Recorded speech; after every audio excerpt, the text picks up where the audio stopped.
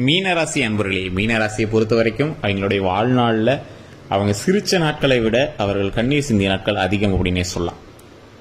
இது மீனராசி அன்பர்களே பார்த்துட்டீங்க அப்படின்னா எங்களுக்கு உள்மனதுக்கு தெரியும். வெளியே எப்போவுமே புன்னகையான ஒரு உதடுகளும் காயமடைந்த இதயத்தையும் கொண்டவங்க தான் இந்த மீனராசி. நிறைய கஷ்டங்களை அனுபவிச்சிருக்காங்க. நீங்கள் மற்ற ராசிக்காரர்கள்லாம் சொல்லி அழுவாங்களே தவிர குழம்புவாங்களே தவிர இந்த மீனராசிக்காரர்கள் வெளியே ஒரு விஷயம் கூட சொல்ல மாட்டாங்க. அவங்களோட ஆழ்மனதிலிருந்து வெளியே வரது ஏதாவது ஒரு தருணம் கிடைக்குமாலாம் பார்த்துருப்பாங்க. அந்த இடத்துல மட்டும்தான் இவங்க பேசுவாங்க. ரொம்ப ஒரு காயமடைந்த மனதுக்கு ஒரு எப்படி சொல்கிறது, ஒரு மருந்தாக இனி வரக்கூடிய நாட்கள் அமையும்.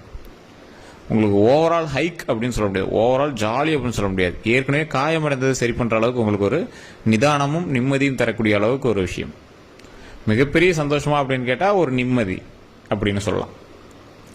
இந்த மீனராசிக்காரர்கள் தனிப்படையான ஜோதிடம் ஒரு டைம் கண்டிப்பாக பார்த்தே ஆகணும். இது தெளிவாகவே முன்னாடி சொல்கிறோம். ஏன் அப்படின்னு கேட்டிங்கன்னா, உங்களுக்கு ஒரு ப்ராப்ளம் இல்லை சார் அப்படின்னு சொல்கிறத விட நீங்கள் சில விஷயத்தில் கொஞ்சம் ஜாக்கிரதையாக இருக்க வேண்டிய ஒரு காலகட்டம் அப்படின்னு சொல்லலாம். இந்த ஆடி மாதத்தில் சில விஷயத்தில் நீங்கள் கொஞ்சம் ஜாக்கிரதையாக இருக்க வேண்டிய காலகட்டம் அப்படின்னு சொல்லலாம். அடுத்தது அமாவாசை வரைக்கும் வரப்போது, அந்த அமாவாசை வரைக்கும் முழு விஷயங்கள் எல்லாமே நம்ம வீடியோவில் சொல்கிறோம். இந்த ஆடி மாதத்தில் இருக்கக்கூடிய ஒவ்வொரு முக்கியமான நாட்கள்லையும் நீங்கள் உங்களுடைய குலதெய்வத்தை வழிபட்டே ஆகணும். அந்த மாதிரி ஒரு சூழ்நிலையில் தான் இப்போ நீங்கள் இருக்கீங்க. அதே மாதிரி இந்த ராசியில் இருக்கக்கூடியவர்கள் ஒவ்வொருவரும் தனித்தனி மாதிரி இருப்பாங்க. இந்த மீன ராசிக்கு ஒரே இந்த ராசிக்காரர் தானே அப்படி இருக்காங்க, அதே மாதிரி தானே எல்லா ராசிக்காரும் நடக்கணும் அப்படிங்கிற மாதிரிலாம் இருந்துச்சுன்னா மீன ராசியில் இருக்கிற எல்லாத்துக்கும் ஒரே மாதிரிலாம் நடக்கிறதில்ல. அதுக்கு தான் தனிப்படையாக ஜோதிடம் ஒரு டைம் பார்த்துக்கோங்க. கீழே ஃபோன் நம்பர் கொடுத்துருக்கேன், பிரபல ஜோதிட நம்பர் தான் கொடுத்துருக்கேன். எந்த சந்தேகமாக இருந்தாலும் ஃபோன் மூலமாக நீங்கள் பேசியிருந்தீங்களா. அதே மாதிரி திருமணம், குழந்தைக்கு சம்மந்தப்பட்டது, அதே மாதிரி வசியம் சம்மந்தப்பட்டது எந்த விஷயமா இருந்தாலும் நீங்கள் பேசியிருந்தீங்களா. தொழிலில் லாபம் பிரச்சனை எது இருந்தாலும் சரி, அந்த பிரச்சனை எல்லாத்தையும் செட் பண்ணி கொடுத்துருவாரு. கீழே ஃபோன் நம்பர் கொடுத்துருக்கேன். சரி சார், இப்போ இந்த மீனராசிக்கு ஒரு முக்கியமான ஒரு பாயிண்ட், குலதெய்வத்தை தினம் தினம் வழிபட்டால் எல்லாம் சரியாயிருமா அப்படின்னு பார்த்துட்டு இருக்கிறவங்களுக்கு இந்த மீனராசி பொறுத்த வரைக்கும் எப்பயுமே அவங்களோட தாய் வீட்டு குலதெய்வத்தையும் வழிபடுவாங்க, எங்களோட தந்தை வீட்டு குலதெய்வத்தையும் வழிபடுவாங்க. இப்போ பெண்ணாக இருக்கீங்க அப்படின்னாலும் சரி, ஆணாக இருக்கீங்க அப்படின்னாலும் சரி, குலதெய்வத்தின் மீது அதிக ஆர்வம் கொண்டவர்களாக இருப்பார்கள். தெய்வீக சக்திகள் அதிகமாக இவங்க கிட்ட இருக்கும். ஒரு எக்ஸாம்பிள் சொல்லணும்னா, இந்த மீனராசியில் இருக்கிறவங்க ஒரு சிலருக்கு சாமி வரும் அப்படிலாம் சொல்லுவாங்க பார்த்தீங்கன்னா, அந்த மாதிரி ஆன்மீக ரீதியாக சில விஷயங்களில் நீங்கள் ஈடுபட்டிருப்பீங்க. சொத்து விஷயங்களில் நிறைய விஷயங்கள் கொஞ்சம் அடிப்படை விஷயத்தில் கொஞ்சம் மாற்றங்கள் அது இதுன்னு இருக்கும். ஒரு விஷப்பூச்சினால் நீங்கள் ஒரு டைமாவது கடி வாங்கியிருப்பீங்க. ஒரு பாம்போ இல்லை பூரானோ தேலோ ஏதோ ஒரு அது மாதிரி ஏதோ ஒரு விஷயத்தினால நீங்கள் கடி வாங்கியிருப்பீங்க. தேனியாவது உங்கள் மேலே கொத்திருக்கும். அந்த மாதிரி தான் உங்களோட இது வந்திருக்கும். மிகப்பெரிய சந்தோஷத்தை கொடுக்கக்கூடிய சில நாட்களில் இந்த நாட்கள் ஒரு முக்கியமான நாட்கள் அப்படின்னு சொல்லலாம். ஜாக்கிரதையாக இருக்கக்கூடிய சில நாட்களில் சில முக்கியமான நாட்கள் அப்படின்னு சொல்லலாம். அது என்ன சார், சந்தோஷமாகவும் இருக்குது ஜாக்கிரதையாகவும் இருக்குது அப்படின்னு நினைப்பீங்க. சார், பைக்கில் வேகமாக போயிட்டு வருது ஒரு வகையில் சந்தோஷம், ஆனால் ஜாக்கிரதையாக இருக்கணும்ல. அந்த மாதிரி ஒரு புது பைக்கில் நீங்கள் புது பைக் வாங்கிட்டீங்க, சந்தோஷமாக வண்டி ஓட்டுறீங்க, ஓட்டுறதெல்லாம் ஓகே, ஆனால் ஜாக்கிரதைன்னு ஒன்று இருக்குல்ல, சேஃப்டின்னு ஒன்று இருக்குல்ல, அந்த விஷயம்தான். உங்களுக்கு கல்வி, மருத்துவம் இந்த மாதிரி பல விஷயங்கள் உங்களோட மைண்டில் இருந்தாலும் உடல் ரீதியான விஷயத்தில் ரொம்ப நீங்கள் ஜாக்கிரதையாக இருந்தே ஆகணும் அப்படிங்கிற ஒரு காலகட்டம். விஷப்பூச்சிகள்கிட்ட இருந்து நீங்கள் கொஞ்சம் ஜாக்கிரதையாக இருக்கணும். விஷம் மருந்து சம்மந்தப்பட்ட விஷயத்தில் நீங்கள் கொஞ்சம் ஜாக்கிரதையாக இருக்கணும்.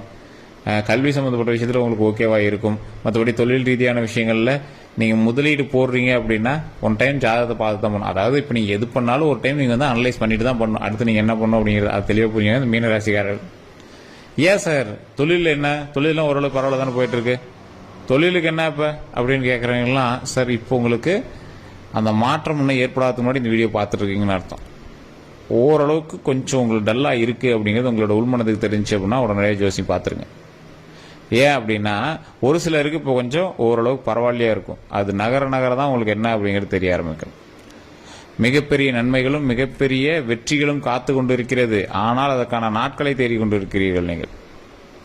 புரியுதா? உங்களுக்கே தெரியும் சார் இது சக்ஸஸ் ஆகும்னு தெரியும், ஆனால் என்னைக்காவது தான் சார் தெரியல சார். இந்த பிஸ்னஸ் நல்லா ஓடும் தெரியும் சார், ஆனால் ஏன் இப்போ டல் அடிக்குன்னு தெரியல சார்.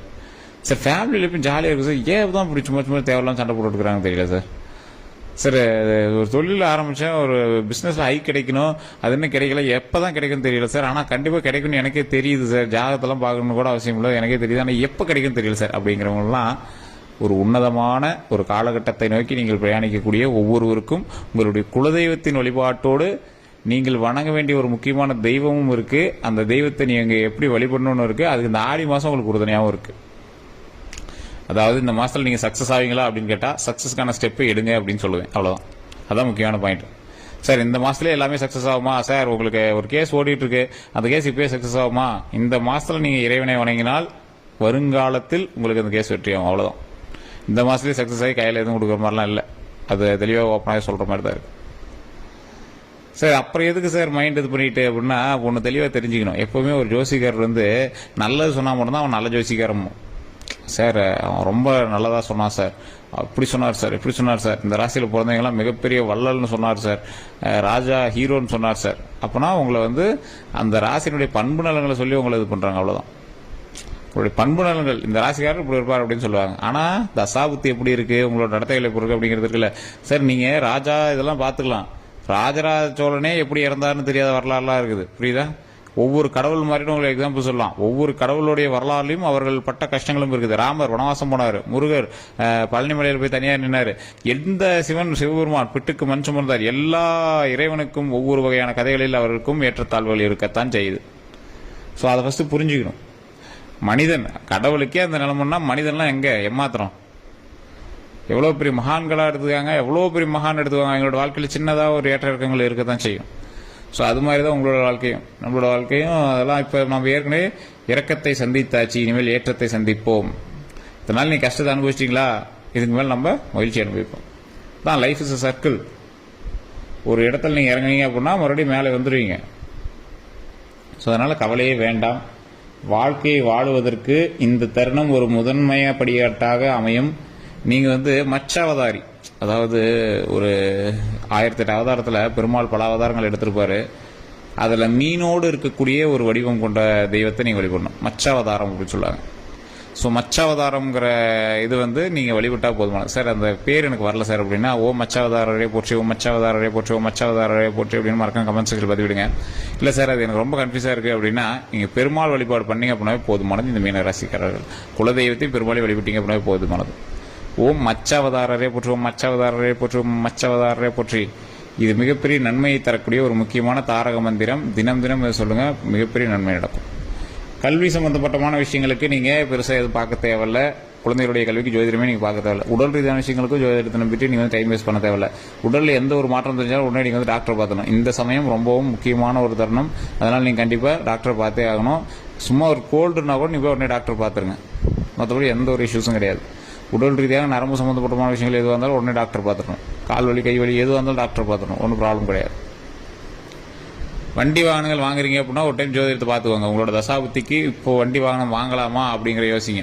சார் ஒன்று நல்லா தெளிவாக தெரிஞ்சுக்கோங்க. பணம் எவ்வளோ வேணாலும் இருந்தாலும் வீடு கட்டுற யோகம் இருந்தால் தான் வீடு கட்டணுமா, அது தெரியுங்களா? நிறைய பேர் தெரியறது இல்லை. அது சார் பணம் கையில் இருக்குது சார் அப்படிலாம் நீங்கள் இருந்தீங்கன்னா வீடு கட்டுற யோகம் தான் கட்ட முடியும். சார் பணமே கையில் இல்லை சார், ஆனால் வீடு கட்டுற யோகம் இருக்குது சார், கடை வாங்கியாவது வீடு கட்டிப்போம்.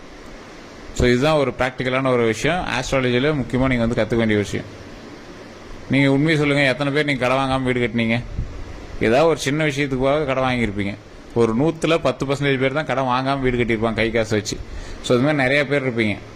ஆனால் கையில் காசு இல்லாமல் ஆரம்பிச்சு சார் அது எப்படி ரெடி பண்ணனே தெரியல சார். அது அந்த டைமை பொறுத்து உங்களுக்கு வந்து அந்த தசாபுத்தி செயல்பாட்டின்படி உங்களுக்கு தேவையானதை கடவுள் செஞ்சு கொடுக்கும். அதுதான் ஒரு முக்கியமான விஷயம்.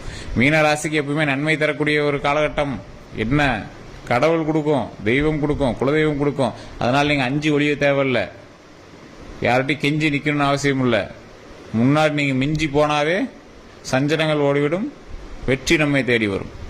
ஓகேவா? இதுதான் மீனராசிக்கு ஒரு முக்கியமான விஷயம்.